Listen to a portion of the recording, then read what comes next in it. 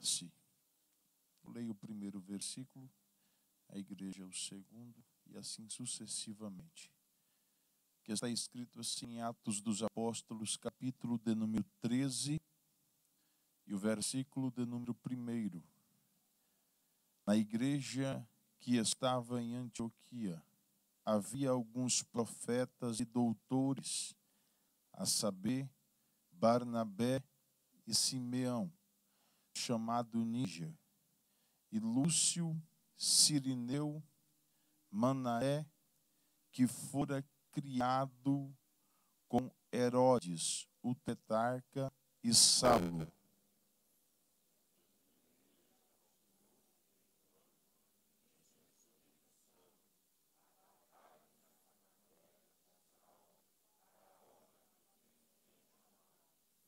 Então, jejuando e orando, e pondo sobre ele as mãos, os despediram.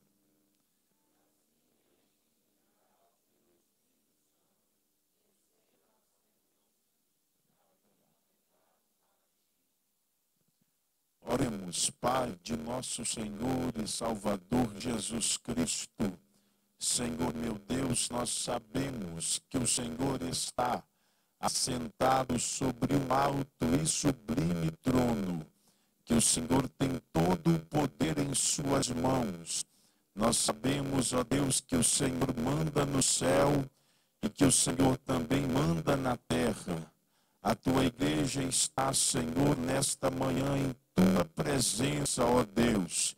E nós lhe pedimos, ó Pai, que a presença do teu Espírito tenha liberdade de agir, de operar aqui em nosso meio. Deus, que o Senhor venha usar o teu servo, o teu filho, que há de nos ministrar esta palavra de ensino. Que o Senhor abra os nossos corações para receber e compreender a tua palavra, para a honra e glória do teu santo nome. Amém. Graças a Deus. As classes podem se dirigir aos seus lugares.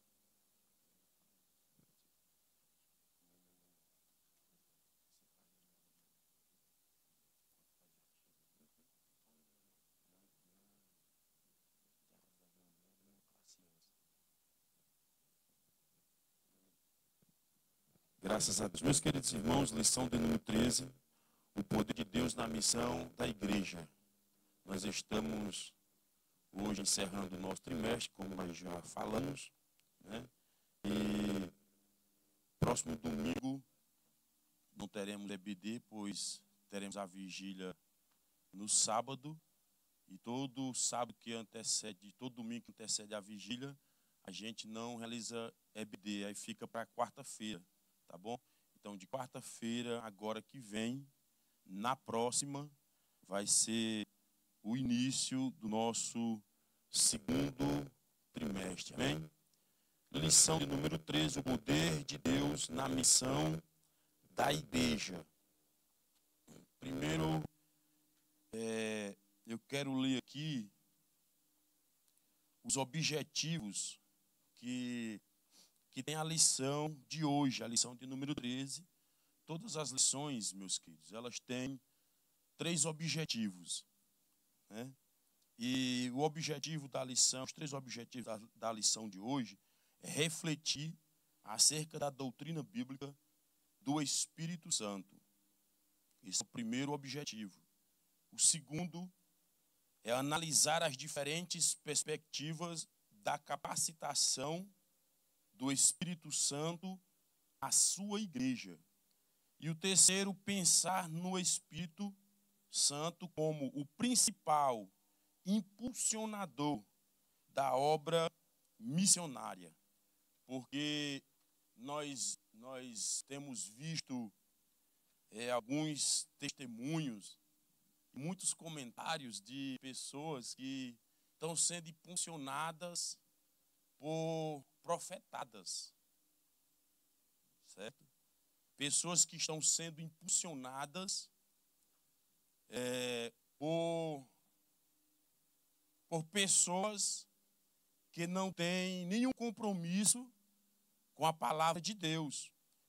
E o principal impulsionador da obra missionária, ou daqueles a quem vai ser enviado para estar fazendo ou realizando a obra missionária, a obra do Senhor, é o Espírito Santo de Deus. O que tem de pessoas frustradas, pessoas destruídas e arrasadas, porque deram ouvidos em um determinado culto, em uma determinada reunião, falsos profetas que não têm o mínimo de compromisso com a palavra de Deus e começam a lançar profetados sobre a vida das pessoas, e as pessoas tomam aquilo para ela e dizem assim, aí diz assim, vai para uma terra distante. Aí o coitadinho, velho, eita, rapaz, Jesus vai me levar lá para os Estados Unidos da América. Já pensou logo é na América. Aí vem para cá, irmãos. E eles não sabem que aqui o dinheiro não dá nem em pé de planta, não. Né? O dinheiro aqui, meu irmão, é suado. E pensa num camarada suado, é o tal do dólar. Então, meus irmãos, nós precisamos entender que o principal impulsionador da obra missionária é o Espírito, é exclusivamente o Espírito Santo de Deus. Está aqui na nossa leitura bíblica em classe. Separe quem? Ele estando orando e jejuando, o Espírito Santo bradou e disse, separe a Barnabé e a... Para quê? Para uma obra que eu os tenho chamado. Então, nós, no decorrer desses 3 pontos, nós vamos estar estudando. E vamos correr aqui. O relógio ali é inimigo do professor, né? Primeiro ponto é a doutrina do Espírito Santo, segundo o evangelista Lucas. O nosso segundo ponto é o Espírito Santo capacitando as testemunhas. E o terceiro, o Espírito Santo como fonte geradora de missões. A nossa introdução diz assim, nesta lição, focaremos nossa atenção no poder do Espírito Santo na missão da igreja de Cristo. Aqui mostraremos que o povo de Deus não pode prescindir do revestimento do poder pentecostal para obter êxito na sua missão na terra. Assim, demonstraremos que a ação do Espírito Santo e a contemporaneidade de seus dons na igreja não se trata de uma mera opção, mas de algo imprescindível à sua maior necessidade. Sem o Espírito Santo, a igreja local não anda nem cumpre sua vocação. Irmãos, sem o Espírito Santo, a igreja local não anda nem cumpre a sua vocação. Pode cumprir outras coisas, mas a vocação só cumpre a igreja que é regida e guiada, orientada pelo Espírito Santo do Senhor, a terceira pessoa da Santíssima Trindade. Amém? O primeiro ponto diz assim, a doutrina do Espírito Santo, segundo o evangelista Lucas. O primeiro subponto diz, o ensino revelado nos escritos de Lucas. Tanto o evangelho quanto o livro de Atos, ambos escritos pelo evangelista Lucas, revelam o ministério do Espírito Santo na vida de Jesus e da primeira igreja como uma necessidade imperiosa. Nesse sentido, o evangelista mostra que sem a ação do Espírito no ministério de Jesus e na vida da igreja, os cristãos não estariam qualificados para ser testemunhas do Senhor. Essa promessa estava associada ao revestimento do poder do Espírito, conforme descrito nas palavras de Jesus, como o poder do alto, em Lucas 24:49. Segundo subponto, eu vou ler os 3 subpontos, depois a gente faz um resumo.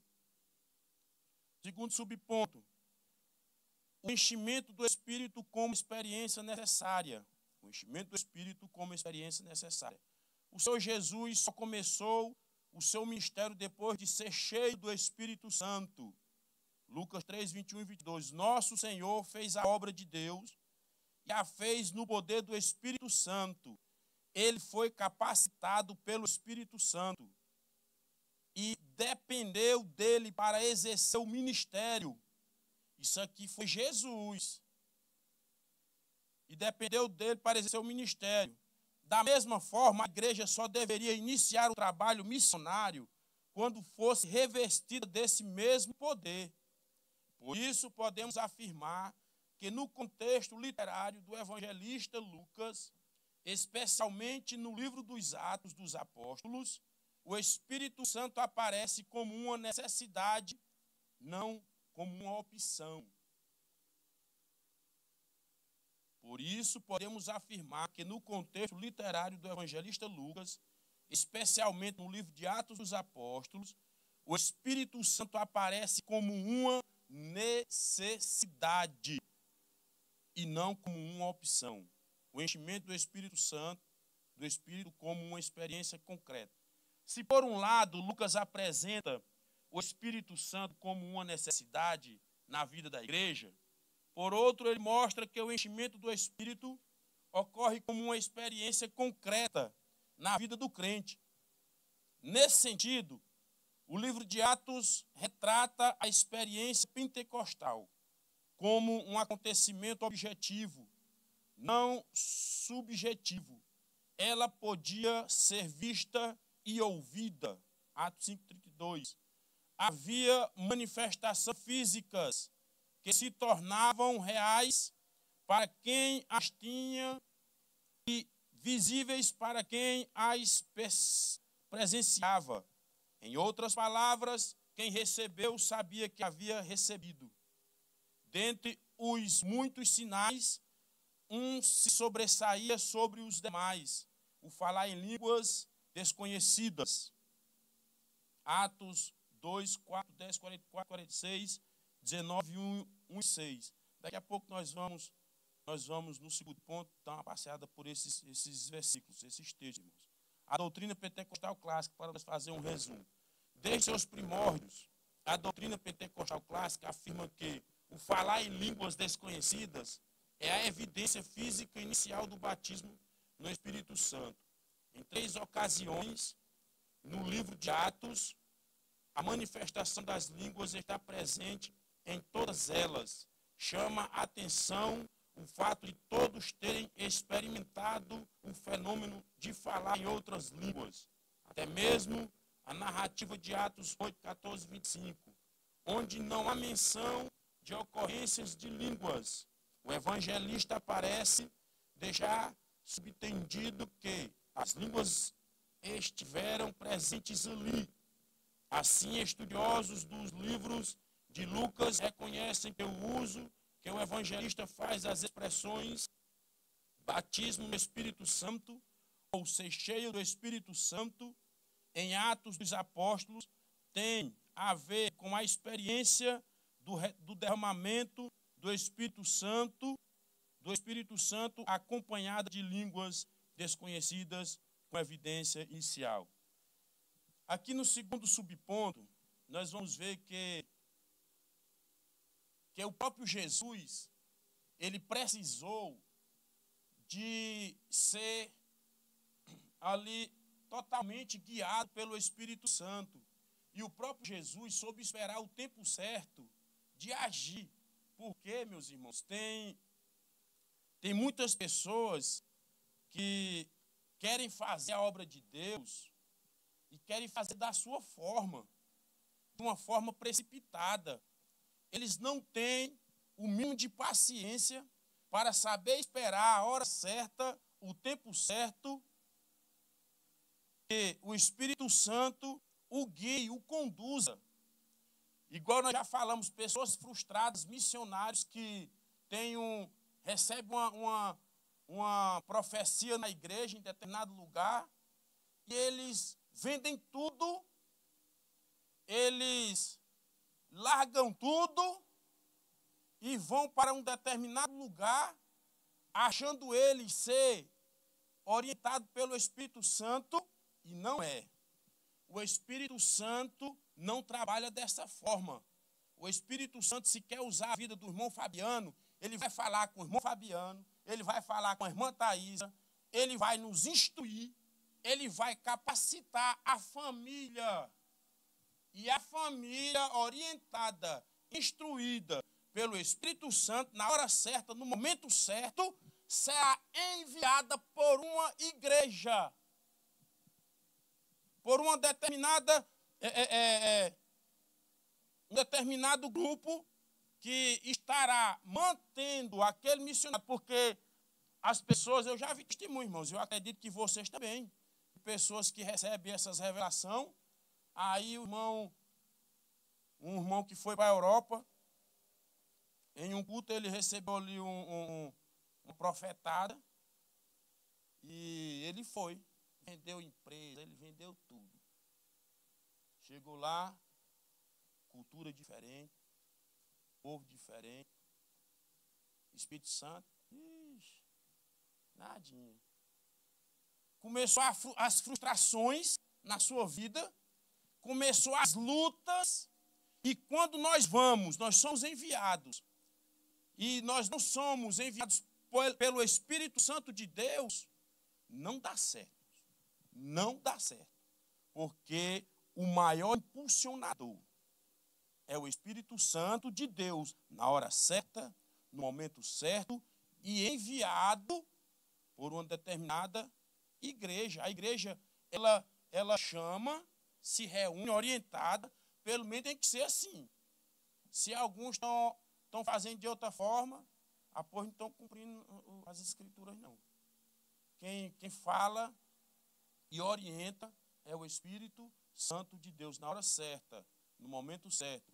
Aí, muitas das vezes, nós queremos colocar os carros na frente dos bois, não dá certo, não.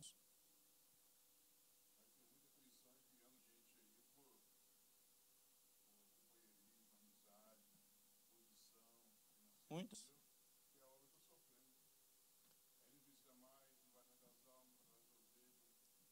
E isso é muito sério, irmãos. Tem muito, infelizmente hoje existe muitos apadrinhamentos. E quando é pais, pode falar, meu filho? Pode, rapaz.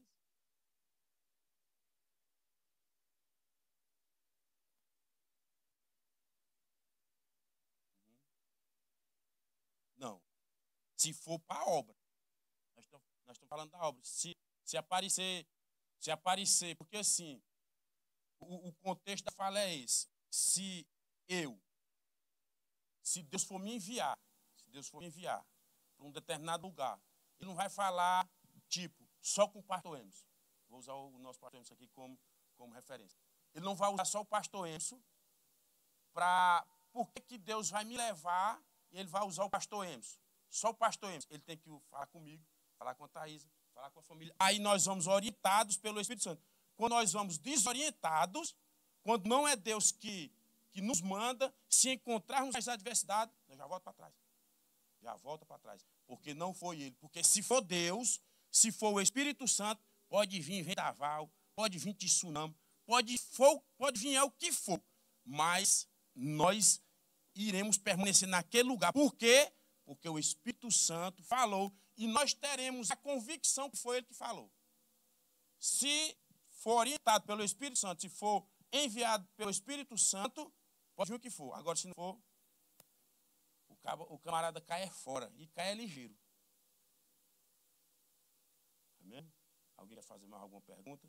Se a gente souber, o pastor está aqui, o pastor Sérgio está ali, mas nós estamos vendo ele.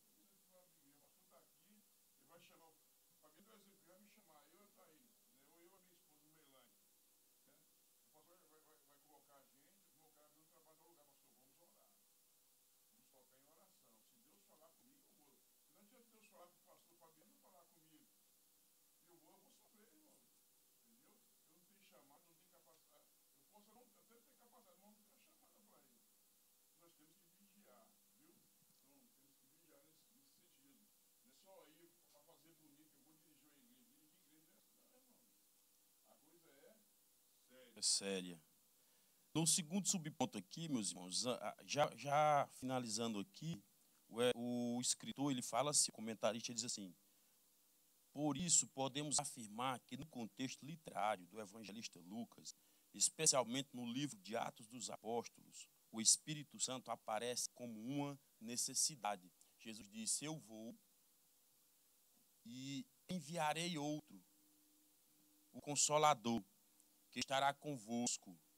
Então, a Bíblia, ela está repleta dessas coisas, mas o homem, ele está fazendo o quê? Ele está deixando isso aqui de lado. E ele está dando crédito aos seus sonhos, às suas visões.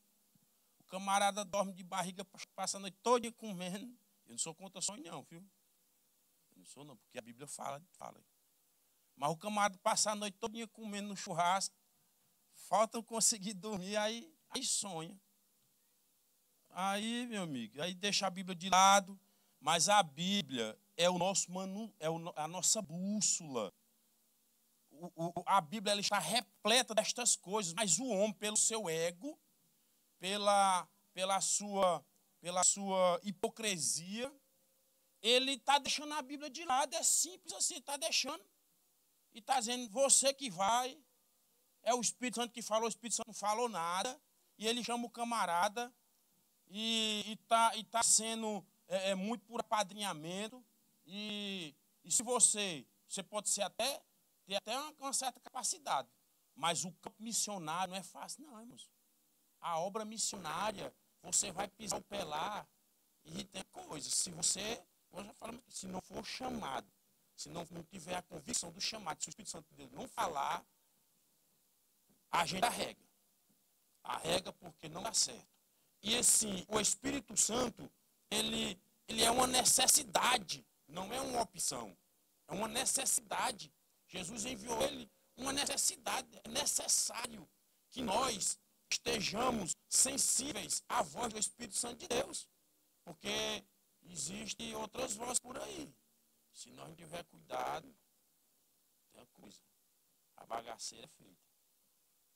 A bagaceira é feita. Se nós não tivermos Atos dos Apóstolos 13, o nosso presbítero aqui leu aqui, o versículo 2 diz assim: e servindo eles ao Senhor e jejuando, estavam o quê? De pança cheia. Estavam servindo primeiramente a quem? E eles estão fazendo o quê?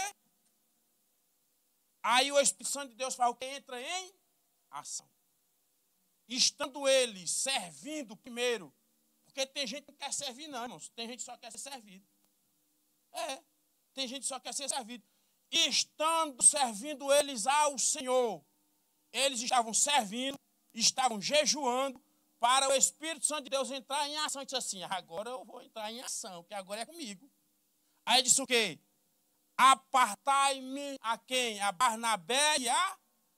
Para quê? Para uma obra a que eu tenho. Pronto. Serviço. Servindo ao Senhor, jejuando. Aí ele vai entrar em ação, irmãos. É desse jeito. Está dizendo que eu tenho um chamado. Eu fui para um determinado local, aí Deus usou um determinado irmão ou irmã, falou comigo. Senhor, então vai jejuar, vai orar, vai pedir a confirmação de Deus. Aí tem gente que vai agir pela emoção, aí pronto. Irmãos, aí a bagaceira está feita. Está feita. Usa pela emoção e vai e se debanda. Tem uma coisa, se debanda. Tem muita gente que vem para cá e diz: eu vim fazer a obra. Tu veio fazer a obra mesmo ou tu veio ganhar dólar? Eu vim ganhar dólar. Aí quando eu cheguei aqui, eu vi que... Né? Quando eu cheguei aqui, meu irmão, vim com uma promessa para ganhar 35. O primeiro emprego foi 15.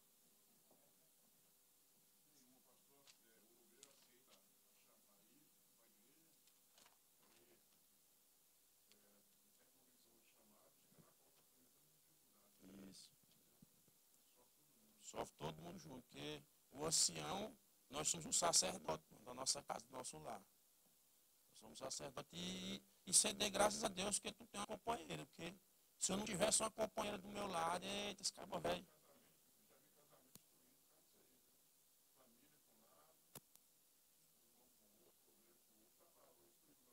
Olha, irmãos, se você tem uma companheira do seu lado, eu falo pro meu irmão, rapaz, tu tem que lavar os pés dessa mulher todo dia. Porque se eu estou aqui hoje, primeiramente a Deus, e segundo a minha esposa. Porque tem esposa, irmãos, que só quer o camarada quando ele está na mesa, por cima da caseca. E eu também perdi tudo. Eu perdi tudo por uma. Foi Deus? Foi não. É porque nós entra em ciladas, aí nós ficamos querendo colocar a culpa em Deus, colocar a culpa no diabo. E o diabo está dizendo, rapaz, eu não sei nem o que é isso. Tu está me colocando nesse ninho de gato. É.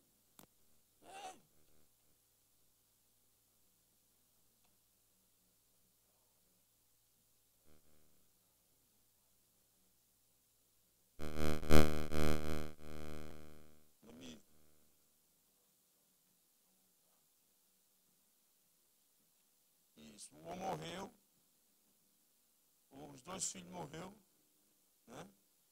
Muita coisa, o cabo perde tudo e a mulher está ali, irmão, do lado. Aí quando você vai aí na obra, desorientado, vai dormir de barriga cheia, aí já começa a vender tudo, aí pronto. Se não for orientado, igual está aqui em Atos dos Apóstolos, capítulo 13, se não tiver jejuando, se não tiver servindo ao Senhor, pronto, não vá não, porque o negócio pega.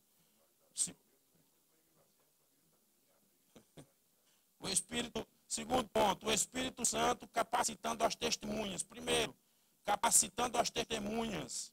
Segundo, subponto, pessoas simples capacitadas pelo Espírito. Bora ler aqui, irmãos. No livro de Atos é possível perceber o ensino da capacitação do Espírito Santo sob diferentes perspectivas. Primeiramente, o Espírito capacitando líderes para o desempenho da obra de Deus. Nesse sentido, vemos o apóstolo Pedro sendo cheio do Espírito Santo quando foi confrontado pelos sacerdotes. O apóstolo Paulo, quando é cheio do Espírito Santo, para resistir a Elimas, o mágico, em Atos 13:9. Depois vemos também que não eram só os que faziam parte do colégio apostólico, que eram cheios do Espírito Santo. Pessoas comuns também eram revestidas do poder do alto. Na verdade, o que se observa em Lucas é que o revestimento do Espírito veio sobre toda a carne. Pessoas simples capacitadas pelo Espírito, para nós fazer um resumo. Vemos isso claramente quando Ananias, até então um ilustre desconhecido, é convocado por Deus para impor as mãos naquele que seria o maior apóstolo de todos os tempos, Paulo. Assim também Estevão e Filipe, que haviam sido escolhidos para servirem às mesas, fazendo sinais e prodígios. Atos 6, 8 e 8:6 e Atos 8:6. Fica patente que Deus não tinha uma classe privilegiada para fazer a sua obra. Ele possuía testemunhas capacitadas pelo Espírito Santo. É porque tem gente pensando que Deus vai chamar só o que está lá em cima. Irmãos, quando Pedro falava com autoridade, um homem analfabeto, que falava, abria a boca, cheio do Espírito Santo de Deus. Eu dizia, mas rapaz, esse homem não é analfabeto, não. Quem é esse? Esse aqui não é o pescadorzinho velho lá, não. Nem aquele pescador de peixe, não. Como é que ele está falando desse jeito? Como é que ele está com tanta autoridade, tanta ousadia? Meu irmão é o Espírito Santo de Deus, porque ele pegou Davi lá, fedendo a bosta de ovelha. O seu pai chegou lá e disse assim, eu vou passar o meu primogênito, eu não sou besta. Passou o primogênito, Eliabe, Abinadab, Samar. Passou os filhos de Davi tudo. Os filhos de Jessé tudo. Obrigado. Os filhos de Jessé tudo. Quando pensa que não. E aí, acabaram os mancebos? Não. Aí Jessé, rapaz, será que vai ser Davi mesmo?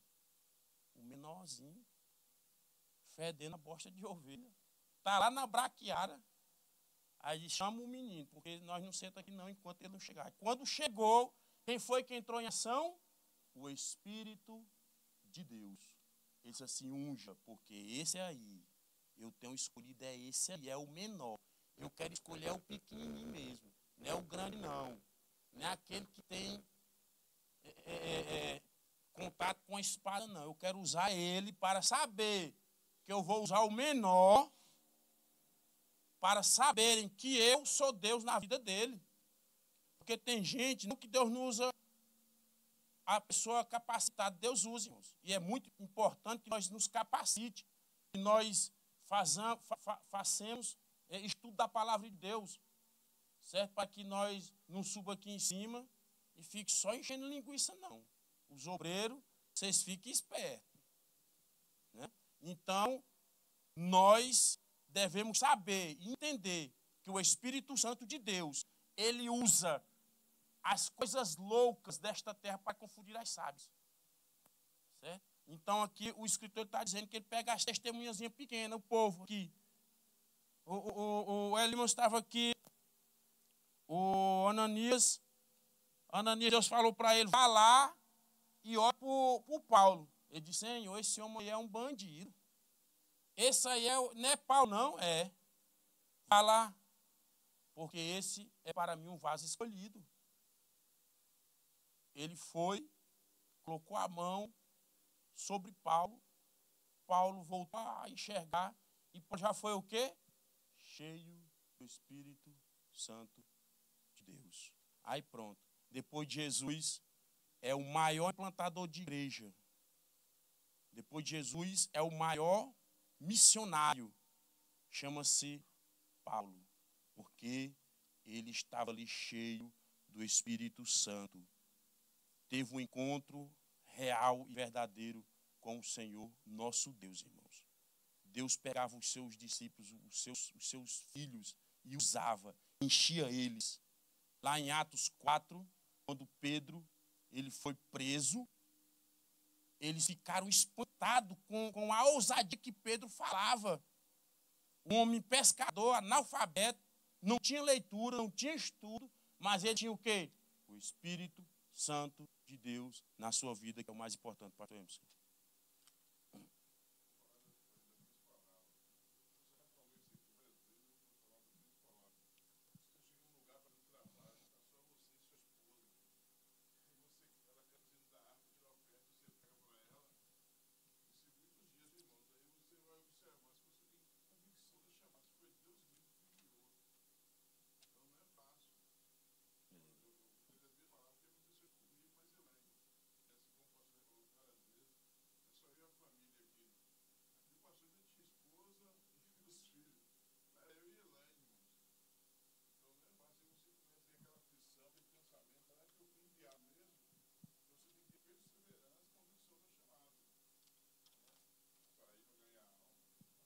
O terceiro subponto diz assim, capacitando a igreja. No contexto literário e doutrina de Lucas, a igreja do Novo Testamento é vista como portador de uma missão profética.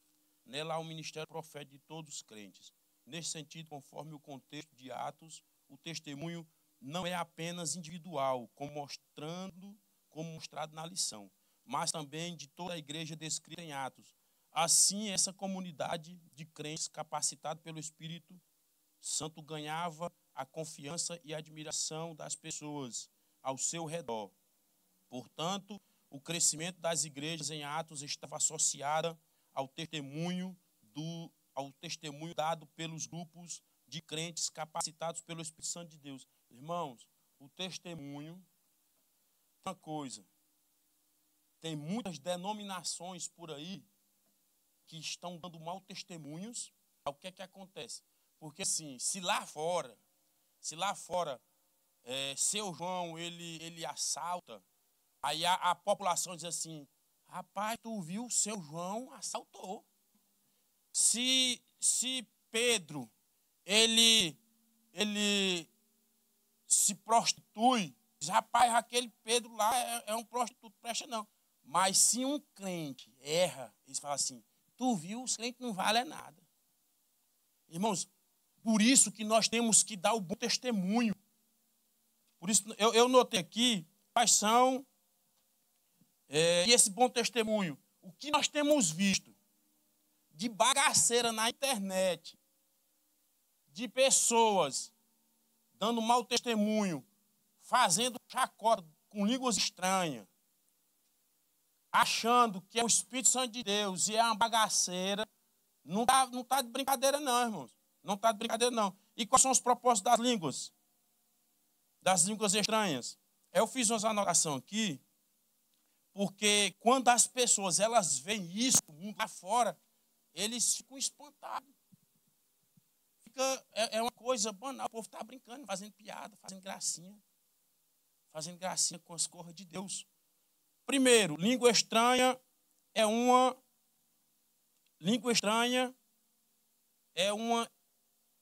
inspiração, interpretação do Espírito Santo. Está em Atos 2 e 4. Línguas estranhas bíblicas. Línguas estranhas dentro da Bíblia. Porque o povo está fazendo aí na internet e é que se diz, são líderes de denominações, irmãos, fazendo gracinha, fazendo piadinha com línguas estranhas. E isso aí gera um mau testemunho. Gera um mau testemunho porque o povo lá fora ele engloba toda a igreja. Se nós demos um mau testemunho, se nós damos aqui um mau testemunho, tem coisa. A Bíblia diz assim, o escândalo ele é inevitável. Mas ai daquele por quem vier o escândalo. Então que nós estejamos atentos a isso e possamos dar bons testemunhos. Eu vou só ler aqui os pontos que eu fiz. Segundo, sinal do batismo com o Espírito Santo, a evidência. A evidência do falar línguas estranhas é o batismo com o Espírito Santo. Primeiro, línguas estranhas é uma manifestação do Espírito Santo, está lá em Atos. Segundo, é o sinal do batismo com o Espírito Santo, é o falar em línguas, está lá em Atos 2, 4, Atos 10, 44, 46, não dá tempo de nós ler, não, irmãos. Atos 19, 6.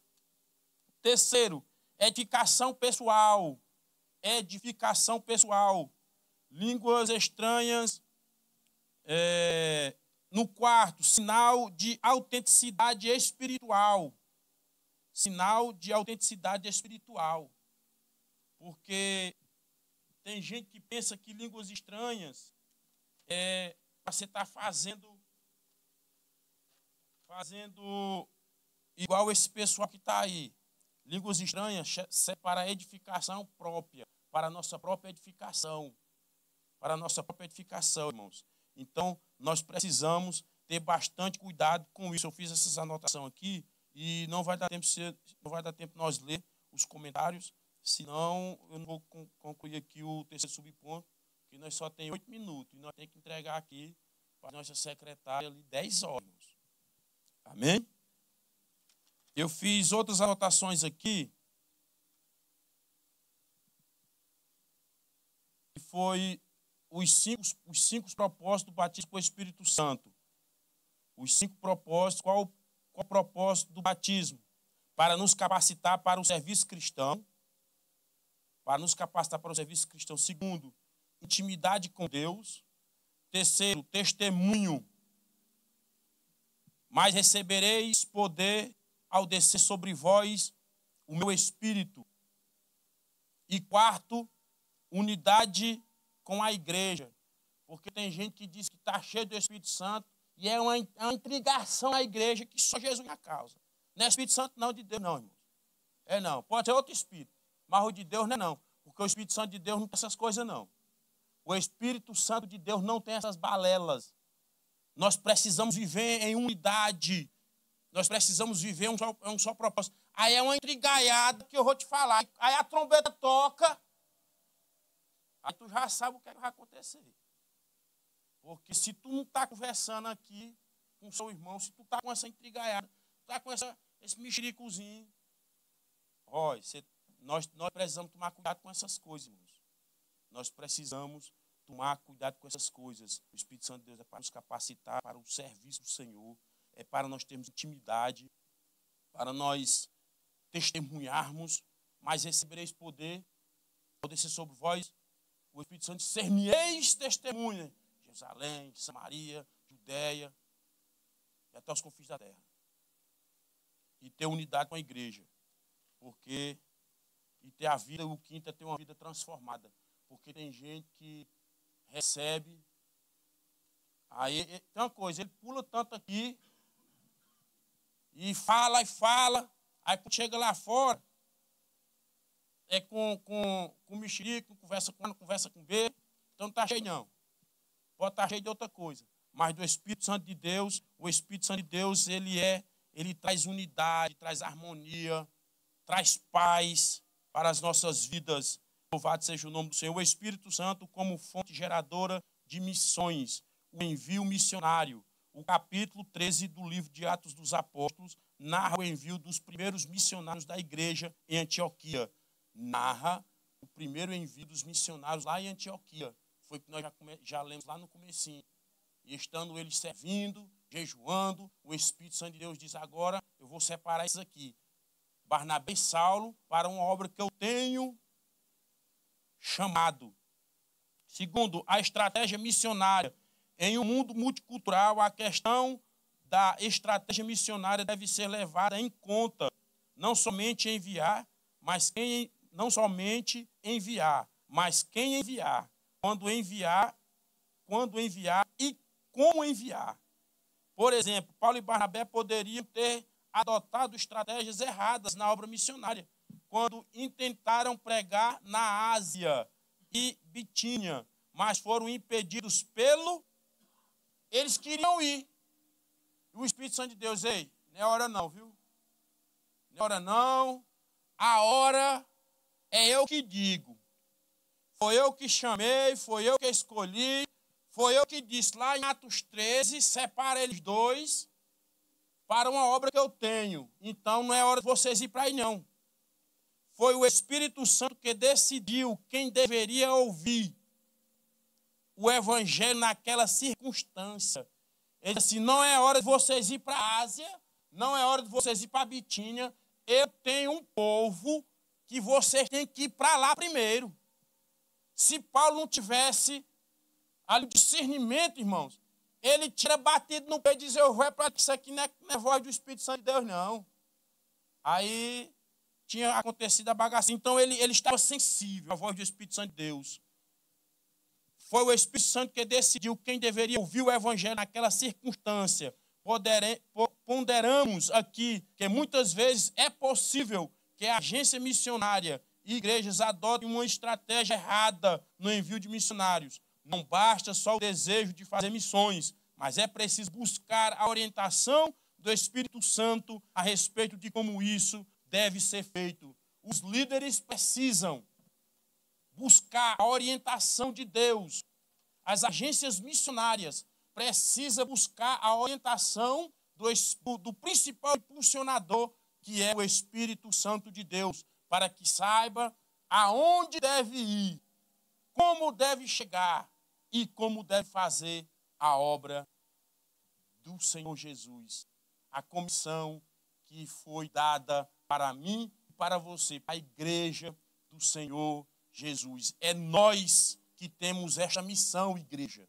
É nós de pregarmos o evangelho, de anunciarmos as boas novas para aqueles que estão lá no monturo, lá no charco de lodo. É nós. Então, se prepare e esteja atento, porque uma hora dessa o Espírito Santo bate aí na porta do teu coração e diz: é tu. Aí vai te preparar, não vai fazer que nem os loucos que tem por aí, não. Saiba a hora certa, o momento certo, porque se ele chamar, se ele for te enviar, ele vai te capacitar. A conclusão diz assim: encerramos esta lição e, consequentemente, as secretárias podem se aproximar. E, consequentemente, algum obreiro chama lá as salas, meus irmãos. Diga lá as salas para que elas subam para cá. Encerramos esta lição e, consequentemente, este trimestre, mostrando que o Pentecoste faz toda a diferença no cumprimento da vocação missionária da igreja. Sem a ação do Espírito Santo, a igreja local está desabilitada para cumprir sua missão. O Espírito Santo é a força motriz do corpo de Cristo em sua dimensão local. Sem o Espírito Santo, a igreja não vai a lugar algum. Sem o Espírito Santo, a igreja não vai a lugar algum. Então, que nós estejamos atentos à voz e sensíveis à voz do Espírito Santo de Deus, para que nós possamos fazer aquilo que Ele verdadeiramente nos orientar. Às 10 horas, nós precisamos entregar o microfone para as nossas secretárias. Amém?